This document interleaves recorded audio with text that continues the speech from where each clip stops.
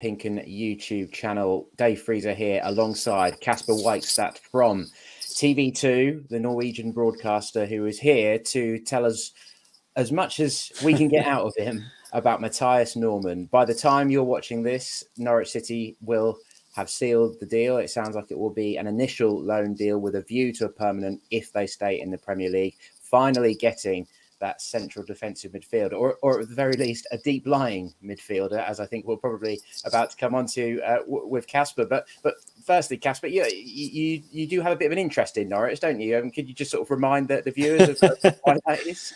Yeah, I do actually. I've been a Norwich fan since I was, maybe 7-8 years old. I started the 80s, so I've been following Norwich for a long time from Norway. Excellent. And you've just commentated on Tottenham's game as well. So I've got to ask you, how good was Ollie Skipp? Ollie Skipp was good, actually. You can see he has the same. He needs a couple of games to adapt to the league like he had in Norwich. I don't think it was great in the first games he had for Norwich last season either. And you can see he passes on and plays with a little bit more freedom for each game passing in the Premier League too with Tottenham. This was maybe his best game in the Spurs shirt after last season. So you can see he's developing in Tottenham like he developed in Norwich. Yeah, and he is the man that they're trying to replace, essentially, isn't he? He's left a big hole in that Norwich team because he was so good, finished third in Player of the Season and all those kinds of things. So, Mathias Normann, Norway international, how do you see him in those terms, in terms of replacing Ollie Skipp? Is he a similar player, or are we talking about someone who is a bit different? He's a bit different. Norman actually means Norwegian in Norwegian, so you really get a Norwegian player. He's similar. He's got the same energy in his playing. He covers a lot of ground. He's probably more developed with the ball than Oliver Skipp was when he came to Norwich. He obviously developed that skill in a long season for Norwich last season. So he's not that typical anchor man, but he can win the ball. He's a good tackler. But it's most and foremost that the energy in his playing style and he can cover a lot of ground, and I think he's just the player that Norwich need in the midfield. If he can adapt to the Premier League, that's always going to be a little question mark before you have seen players play in that league, though. Yeah, it is, and that's encouraging to hear. But I suppose if we want to put it into Norwegian terms, so he's not really an Alex Tete type. He's got a bit more about him. It sounds like he's got a bit of an eye for a pass almost as well. Yeah, if you want to compare him with the player, it's natural to see why Stuart Webber has seen to Mathias Normann when he didn't get Ollie Skipp, because they're not that far. The strengths and weaknesses. So I can see why they went for Norman when they didn't get Skipp. So I would say he's more similar to Skipp than Alex Tete, and he can run for 90 minutes. He's a really athletic player, and the Norwegian midfield in the national team that's been quite crowded with good players like Martin Ødegaard, Sander Berge, etc. But I know Ståle Solbakken, the Norwegian national coach, he really likes Mathias Normann and sees a bright future for him in the national team too. Okay, well, just to take a little step back, when he came through with Bodo Glimt and then he went back on loan from Brighton to Molde, he did have one relegation season, didn't he? But did he build a good reputation back home? Yeah, he built an okay reputation back home, but he went out quite early. So his reputation has really developed and grown after he went abroad. He was, of course, in Brighton. I don't think he got any minutes in Brighton, but he has a good star, good standing in Rostov and in the Russian league. And you can see he has quite a few followers on Instagram, over 1 million followers, I think, on Instagram, and that's that might be a bit surprising. Yeah, well, I was going to come on to that actually. And he looks like he's a bit of a muscle man, like he spends a bit of time in the gym. Yeah, he does, and I think he had a quite a popular girlfriend with lots of followers on social media. They are broken up, but I think he got quite a few followers from that relation. Okay, I see. Yeah, there was a nice video on there as well of him giving his mum a brand new car for her birthday, which I thought was quite entertaining.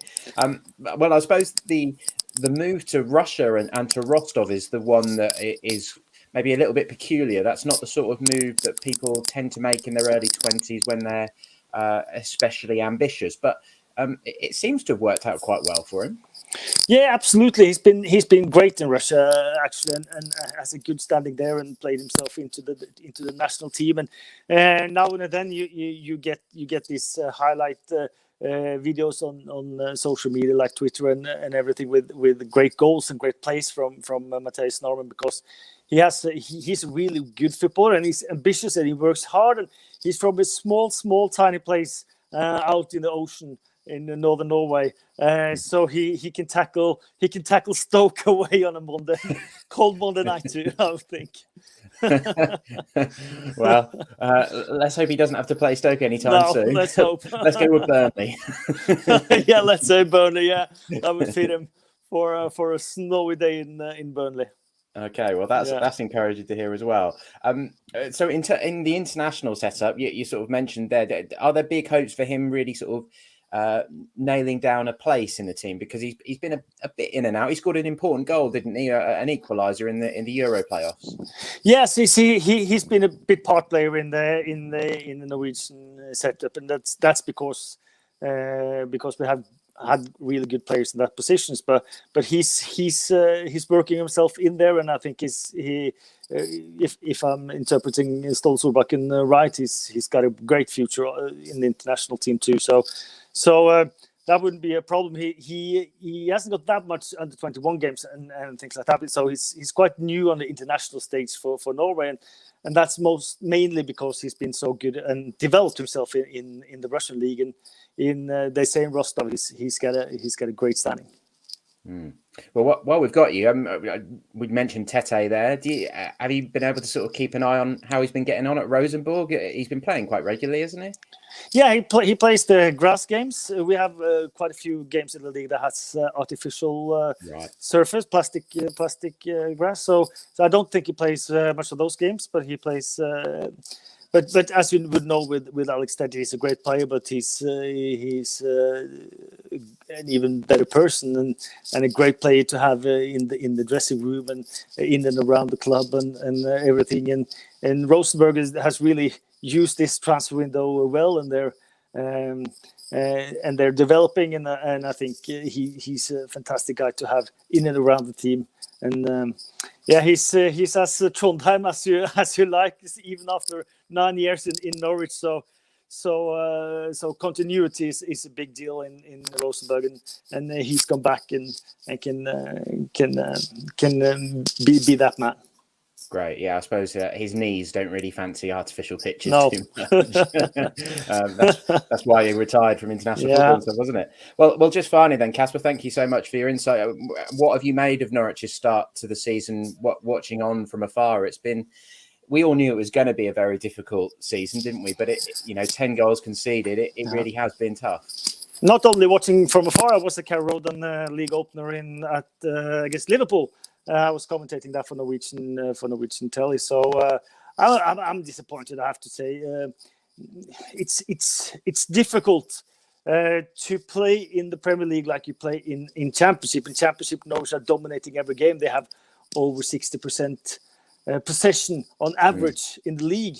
And when they come up, play against Liverpool, Manchester City, or even Leicester and Burnley, those kind of teams, you can't dominate possession in the same way. And that's why I think it's easier for teams like Brentford and Watford to adapt to the Premier League than it is for Norwich, that has a very specific way to play. And that, I think that's a problem for Norwich. It's really hard to take the game yesterday against Leicester, though. But they create their own downfall with the two goals they let in. I want to see more from Todd Cantwell, especially without the ball. if he's going to be a big star, and if he's going to take responsibility and try to carry the team, he needs to take that responsibility and to put his chest out and put down the kilometers, or the miles, as you say. That's necessary. So a little bit disappointed, and yeah, of course, it's great for Arsenal to meet Norwich at home when they have 0 points, but I hope this autumn can show that Norwich can play and compete in the Premier League too. Bottom of the table clash coming up after the break. It is. They got off the bottom after the weekend, though, so that's a positive. You've got to take the positive. Top stuff. Well, Kasper, thank you so much for your insight, and we'll see how Norman gets on when he becomes a Norwich player, and hopefully we'll see you at Carrow Road very soon. Thank you all very much for watching. And a little quiz for you. Do you know? Can you name the Norwegian in Norwich? In Norwich? Yeah, the Norwegian players played in Norwich. Oh, we have quite a few though. Was Erik Fugelstad Norwegian? Yes, yeah, he was. Yeah, that was a bit of a gamble. Or who was the guy that Jan Molby? He was Norwegian. No, he was Danish though. Danish, but I did see him play at Carrow Road one match. Not many. Erik's the one that I remember mostly. Am I missing anyone too obvious? You had Åge Hareide, the Rostov head coach, Nyland last season. Yeah, and Tete. And you actually had a couple of players in the 80s that didn't get work permit. You had Hugo Hansen, and you had a player from my local team here in Oslo called Henning Bjarnøy. And that was a big shame that he didn't get the work permit, because he was a great ball player. And when he came back to Norway after 2 reserve games in England, they just called him the professional, because he'd been in England to play professional football. That was only 2 games he got, though, 2 reserve games. Great knowledge. Well, Nyland had a bit of a nightmare last week in that he did. So bless him. I think he's still getting up to speed a bit, isn't he? But another Norwegian, that's fantastic. Absolutely, yeah. Well, if he can do anything like if he can make the impact anything like Alex Tete did, then we'll all be very happy. But we'll leave it there. Kasper, thank you so much for your insights. Thank you all very much for watching, and we'll catch up with you very soon.